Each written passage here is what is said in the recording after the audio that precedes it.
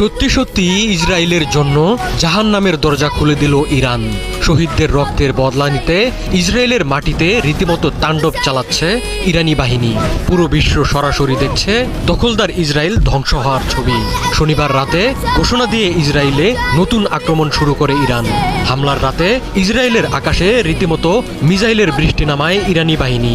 ইসরায়েলের গুরুত্বপূর্ণ বিভিন্ন শহরে নেমে আসে প্রতিশোধের আগুন। রাতের হামলায় এখন পর্যন্ত 5 ইসরায়েলির মৃত্যুর খবর পাওয়া গেছে। জীবন বাঁচাতে বাংকারে আশ্রয় নেয়া নেতানিয়াহু চেয়েছেন আমেরিকার সহায়তা। তেহরান হুঁশিয়ারি দিয়ে জানিয়েছে ইরান দীর্ঘস্থায়ী সংঘাতের জন্য নিজেকে প্রস্তুত করেছে। তাদের আক্রমণ আরও তীব্র হবে।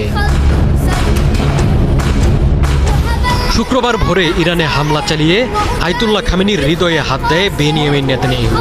ভয়াবহ সেই হামলায় বেশ কয়েকজন সহযোদ্ধাকে হারান খামেনি। ইরানের সর্বোচ্চ এই নেতা কথা দিয়েছিলেন তিনি শহীদদের রক্ত বৃথা যেতে দেবেন না। ইসরায়েলকে ভোগ করতে হবে কঠিন পরিণতি। যেই কথা সেই কাজ।